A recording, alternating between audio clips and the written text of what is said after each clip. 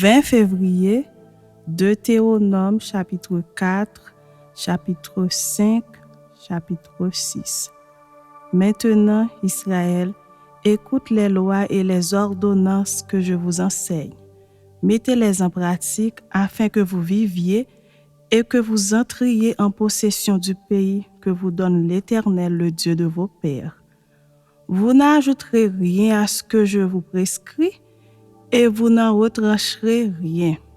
Mais vous observerez les commandements de l'Éternel, votre Dieu, tels que je vous les prescris. Vos yeux ont vu ce que l'Éternel a fait à l'occasion de Baal-Péor. L'Éternel, ton Dieu, a détruit du milieu de toi tous ceux qui étaient allés après Baal-Péor. Et vous, qui vous êtes attachés à l'Éternel votre Dieu, vous êtes aujourd'hui tous vivants. Voici, je vous ai enseigné des lois et des ordonnances comme l'Éternel mon Dieu me l'a commandé, afin que vous les mettiez en pratique dans le pays dont vous allez prendre possession. Vous les observerez et vous les mettrez en pratique, car ce sera là votre sagesse et votre intelligence aux yeux des peuples qui entendront parler de toutes ces lois et qui diront: cette grande nation est un peuple absolument sage et intelligent. Quelle est en effet la grande nation qui est des dieux aussi proches que l'Éternel, notre Dieu, l'est de nous toutes les fois que nous l'invoquons? Et quelle est la grande nation qui est des lois et des ordonnances justes, comme toute cette loi que je vous présente aujourd'hui? Seulement, prends garde à toi et veille attentivement sur ton âme tous les jours de ta vie, de peur que tu n'oublies les choses que tes yeux ont vues et qu'elles ne sortent de ton cœur. Enseigne-les à tes enfants et aux enfants de tes enfants. Souviens-toi du jour où tu te présentas devant l'Éternel ton Dieu à Horeb, lorsque l'Éternel me dit: assemble auprès de moi le peuple. Je veux leur faire entendre mes paroles afin qu'ils apprennent à me craindre tout le temps qu'ils vivront sur la terre et afin qu'ils les enseignent à leurs enfants. Vous vous approchâtes et vous vous tîntes au pied de la montagne. La montagne était embrasée et les flammes s'élevaient jusqu'au milieu du ciel. Il y avait des ténèbres, des nuées, de l'obscurité. Et l'Éternel vous parla du milieu du feu. Vous entendîtes le son des paroles, mais vous ne vîtes point de figure, vous n'entendîtes qu'une voix. Il publia son alliance qu'il vous ordonna d'observer, les 10 commandements, et il les écrivit sur 2 tables de pierre. En ce temps-là, l'Éternel me commanda de vous enseigner des lois et des ordonnances afin que vous les mettiez en pratique dans le pays dont vous allez prendre possession. Puisque vous n'avez vu aucune figure le jour où l'Éternel vous parla du milieu du feu à Horeb, veillez attentivement sur vos âmes, de peur que vous ne vous corrompiez et que vous ne fassiez une image taillée, une représentation de quelque idole, la figure d'un homme ou d'une femme, la figure d'un animal qui soit sur la terre, la figure d'un oiseau qui vole dans les cieux, la figure d'une bête qui rampe sur le sol, la figure d'un poisson qui vit dans les eaux au-dessous de la terre. Veille sur ton âme, de peur que, levant tes yeux vers le ciel et voyant le soleil, la lune et les étoiles, toute l'armée des cieux, tu ne sois entraîné à te prosterner en leur présence et à leur rendre un culte. Ce sont des choses que l'Éternel ton Dieu a données en partage à tous les peuples sous le ciel tout entier. Mais vous, l'Éternel vous a pris et vous a fait sortir de la fournaise de fer de l'Égypte, afin que vous fussiez un peuple qui lui appartient en propre, comme vous l'êtes aujourd'hui. Et l'Éternel s'irrita contre moi à cause de vous, et il jura que je ne passerai point le Jourdain et que je n'entrerai point dans le bon pays que l'Éternel ton Dieu te donne en héritage. Je mourrai donc en ce pays-ci, je ne passerai point le Jourdain, mais vous le passerez et vous posséderez ce bon pays. Veillez sur vous afin de ne point mettre en oubli l'alliance que l'Éternel votre Dieu a traitée avec vous et de ne point vous faire d'image taillée, de représentation quelconque, que l'Éternel ton Dieu t'ait défendu. Car l'Éternel ton Dieu est un feu dévorant, un Dieu jaloux. Lorsque tu auras des enfants et des enfants de tes enfants, que vous serez depuis longtemps dans le pays, si vous vous corrompez, si vous faites des images taillées, des représentations de quoi que ce soit, si vous faites ce qui est mal aux yeux de l'Éternel, votre Dieu, pour l'irriter, j'en prends aujourd'hui à témoin contre vous le ciel et la terre. Vous disparaîtrez par une mort rapide du pays dont vous allez prendre possession au-delà du Jourdain. Vous n'y prolongerez pas vos jours, car vous serez entièrement détruits. L'Éternel vous dispersera parmi les peuples, et vous ne resterez qu'un petit nombre au milieu des nations où l'Éternel vous emmènera. Et là, vous servirez des dieux, ouvrage de main d'hommes, du bois et de la pierre, qui ne peuvent ni voir, ni entendre, ni manger, ni sentir. C'est de là aussi que tu chercheras l'Éternel ton Dieu, et que tu le trouveras, si tu le cherches de tout ton cœur et de toute ton âme. Au sein de ta détresse, toutes ces choses t'arriveront. Alors, dans la suite des temps, tu retourneras à l'Éternel ton Dieu et tu écouteras sa voix. Car l'Éternel ton Dieu est un Dieu de miséricorde qui ne t'abandonnera point et ne te détruira point. Il n'oubliera pas l'alliance de tes pères qu'il leur a jurée. Interroge les temps anciens qui t'ont précédé depuis le jour où Dieu créa l'homme sur la terre et d'une extrémité du ciel à l'autre. Y a-t-il jamais si grand événement? Y a-t-on jamais eu chose semblable? Fut-il jamais un peuple qui entendit la voix de Dieu parlant du milieu du feu, comme tu l'as entendu et qui soit demeuré vivant? Fut-il jamais un Dieu qui essaya de venir prendre à lui une nation du milieu d'une nation par des épreuves, des signes, des miracles et des combats, à main forte et à bras étendus, et avec des prodiges de terreur, comme l'a fait pour vous l'Éternel, votre Dieu en Égypte et sous vos yeux? Tu as été rendu témoin de ces choses, afin que tu reconnusses que l'Éternel est Dieu et qu'il n'y en a point d'autre. Du ciel, il t'a fait entendre sa voix pour t'instruire, et sur la terre, il t'a fait voir son grand feu, et tu as entendu ses paroles du milieu du feu. Il a aimé tes pères et il a choisi leur postérité après eux. Il t'a fait lui-même sortir d'Égypte par sa grande puissance. Il a chassé devant toi des nations supérieures en nombre et en force pour te faire entrer dans leur pays, pour t'en donner la possession, comme tu le vois aujourd'hui. Sache donc en ce jour et retiens dans ton cœur que l'Éternel est Dieu, en haut dans le ciel et en bas sur la terre, et qu'il n'y en a point d'autre. Et observe ces lois et ces commandements que je te prescris aujourd'hui, afin que tu sois heureux, toi et tes enfants après toi, et que tu prolonges désormais tes jours dans le pays que l'Éternel ton Dieu te donne.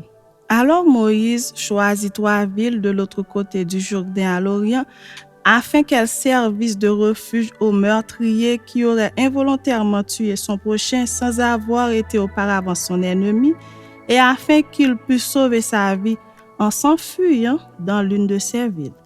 C'était Beth-Ser dans le désert, dans la plaine, chez les Rubénites, Ramoth en Galade, chez les Gadites, et Golan en Basan, chez les Manassites.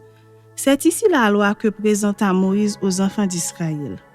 Voici les préceptes, les lois et les ordonnances que Moïse prescrivit aux enfants d'Israël après leur sortie d'Égypte.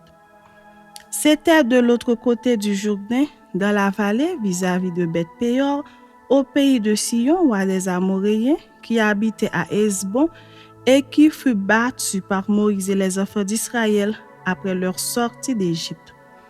Ils s'emparèrent de son pays et de celui d'Og, roi de Basan. Ces 2 rois des Amoréens étaient de l'autre côté du Jourdain à l'Orient. Leur territoire s'étendait depuis Aroër sur les bords du torrent de l'Arnon jusqu'à la montagne de Sion qui est l'Hermon. Et il embrassait toute la plaine de l'autre côté du Jourdain à l'Orient jusqu'à la mer de la plaine au pied du Pisga. Chapitre 5. Moïse convoqua tout Israël et leur dit, « Écoute Israël, les lois et les ordonnances que je vous fais entendre aujourd'hui. Apprenez-les et mettez-les soigneusement en pratique. L'Éternel, notre Dieu, a traité avec nous une alliance à Horeb. Ce n'est point avec nos pères que l'Éternel a traité cette alliance. C'est avec nous qui sommes ici aujourd'hui, tous vivants. L'Éternel vous parla face à face sur la montagne du milieu du feu. Je me tiens alors entre l'Éternel et vous pour vous annoncer la parole de l'Éternel, car vous aviez peur du feu et vous ne montâtes point sur la montagne. Il dit, « Je suis l'Éternel ton Dieu qui t'ai fait sortir du pays d'Égypte, de la maison de servitude. Tu n'auras point d'autre Dieu devant ma face. Tu ne te feras point d'image taillée, de représentation quelconque des choses qui sont en haut dans les cieux, qui sont en bas sur la terre et qui sont dans les eaux plus bas que la terre. Tu ne te prosterneras point devant elles et tu ne les serviras point. Car moi, l'Éternel ton Dieu, je suis un Dieu jaloux qui punit l'iniquité des pères sur les enfants jusqu'à la 3e et à la 4e génération de ceux qui me haïssent et qui fait miséricorde jusqu'à 1000 générations à ceux qui m'aiment et qui gardent mes commandements. Tu ne prendras point le nom de l'Éternel ton Dieu en vain, car l'Éternel ne laissera point impuni celui qui prendra son nom en vain. Observe le jour du repos pour le sanctifier, comme l'Éternel ton Dieu te l'a ordonné. Tu travailleras 6 jours et tu feras tout ton ouvrage. Mais le 7e jour est le jour du repos de l'Éternel ton Dieu. Tu ne feras aucun ouvrage, ni toi, ni ton fils, ni ta fille, ni ton serviteur, ni ta servante, ni ton bœuf, ni ton âne, ni aucune de tes bêtes, ni l'étranger qui est dans tes portes, afin que ton serviteur et ta servante se reposent comme toi. Tu te souviendras que tu as été esclave au pays d'Égypte et que l'Éternel ton Dieu t'en a fait sortir à main forte et à bras étendus. C'est pourquoi l'Éternel ton Dieu t'a ordonné d'observer le jour du repos. Honore ton père et ta mère comme l'Éternel ton Dieu te l'a ordonné, afin que tes jours se prolongent et que tu sois heureux dans le pays que l'Éternel ton Dieu te donne. Tu ne tueras point, tu ne commettras point d'adultère, tu ne déroberas point, tu ne porteras point de faux témoignages contre ton prochain, tu ne convoiteras point la femme de ton prochain, tu ne désireras point la maison de ton prochain, ni son champ, ni son serviteur, ni sa servante, ni son bœuf, ni son âne, ni aucune chose qui appartienne à ton prochain. Telles sont les paroles que prononça l'Éternel à haute voix sur la montagne du milieu du feu, des nuées et de l'obscurité, et qu'il adressa à toute votre assemblée sans rien ajouter. Il les écrivit sur 2 tables de pierre qu'il me donna. Lorsque vous eûtes entendu la voix du milieu des ténèbres, et tandis que la montagne était tout en feu, vos chefs de tribus et vos anciens s'approchèrent tous de moi, et vous dites, « Voici l'Éternel notre Dieu nous a montré sa gloire et sa grandeur, et nous avons entendu sa voix du milieu du feu. Aujourd'hui, nous avons vu que Dieu a parlé à des hommes et qu'ils sont demeurés vivants. Et maintenant, pourquoi mourrions-nous? Car ce grand feu nous dévorera. Si nous continuons à entendre la voix de l'Éternel notre Dieu, nous mourrons. Quel est l'homme, en effet, qui ait jamais entendu comme nous la voix du Dieu vivant, parlant du milieu du feu et qui soit demeuré vivant? Approche-toi et écoute tout ce que dira l'Éternel notre Dieu. Tu nous rapporteras toi-même tout ce que te dira l'Éternel notre Dieu. Nous l'écouterons et nous le ferons. L'Éternel entendit les paroles que vous m'adressâtes, et l'Éternel me dit, « J'ai entendu les paroles que ce peuple t'a adressées. Tout ce qu'ils ont dit est bien. Oh, s'ils avaient toujours ce même cœur pour me craindre et pour observer tous mes commandements, afin qu'ils fussent heureux à jamais, eux et leurs enfants, va, dis-leur, retournez dans vos tentes. Mais toi, reste ici avec moi, et je te dirai tous les commandements, les lois et les ordonnances que tu leur enseigneras, afin qu'ils les mettent en pratique dans le pays dont je leur donne la possession. Vous ferez avec soin ce que l'Éternel votre Dieu vous a ordonné. Vous ne vous en détournez ni à droite ni à gauche. Vous suivrez entièrement la voie que l'Éternel votre Dieu vous a prescrite, afin que vous viviez et que vous soyez heureux, afin que vous prolongiez vos jours dans le pays dont vous aurez la possession. Chapitre 6. Voici les commandements, les lois et les ordonnances que l'Éternel votre Dieu a commandé de vous enseigner, afin que vous les mettiez en pratique dans le pays dont vous allez prendre possession. Afin que tu crées l'Éternel ton Dieu, en observant tous les jours de ta vie, toi, ton fils et le fils de ton fils, toutes ces lois et tous ces commandements que je te prescris, et afin que tes jours soient prolongés. Tu les écouteras donc, Israël, et tu auras soin de les mettre en pratique, afin que tu sois heureux et que vous multipliez beaucoup, comme te l'a dit l'Éternel, le Dieu de tes pères, en te promettant un pays où coule le lait et le miel. Écoute Israël, l'Éternel notre Dieu est le seul Éternel. Tu aimeras l'Éternel ton Dieu de tout ton cœur, de toute ton âme et de toute ta force. Et ces commandements que je te donne aujourd'hui seront dans ton cœur. Tu les inculqueras à tes enfants et tu en parleras quand tu seras dans ta maison, quand tu iras en voyage, quand tu te coucheras et quand tu te lèveras. Tu les liras comme un signe sur tes mains et ils seront comme des frontaux entre tes yeux. Tu les écriras sur les poteaux de ta maison et sur tes portes. L'Éternel ton Dieu te fera entrer dans le pays qu'il a juré à tes pères, à Abraham, à Isaac et à Jacob de te donner.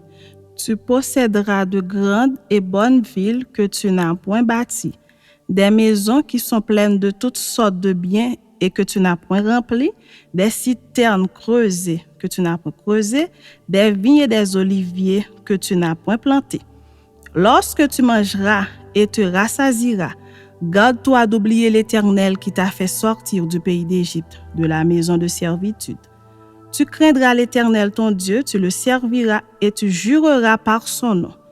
Vous n'irez point après d'autres dieux, d'entre les dieux des peuples qui sont autour de vous, car l'Éternel ton Dieu est un Dieu jaloux au milieu de toi. La colère de l'Éternel ton Dieu s'enflammerait contre toi et il t'exterminerait de dessus la terre. Vous ne tenterez point l'Éternel votre Dieu comme vous l'avez tenté à Massa. Mais vous observerez les commandements de l'Éternel votre Dieu, ses ordonnances et ses lois qu'il vous a prescrites.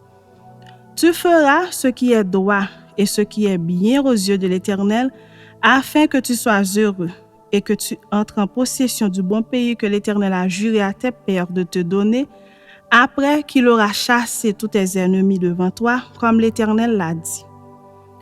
Lorsque ton fils te demandera un jour, que signifient ces préceptes, ces lois et ces ordonnances que l'Éternel notre Dieu vous a prescrits?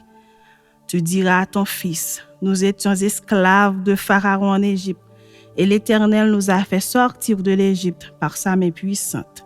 L'Éternel a opéré sous nos yeux des miracles et des prodiges grands et désastreux contre l'Égypte, contre Pharaon et contre toute sa maison.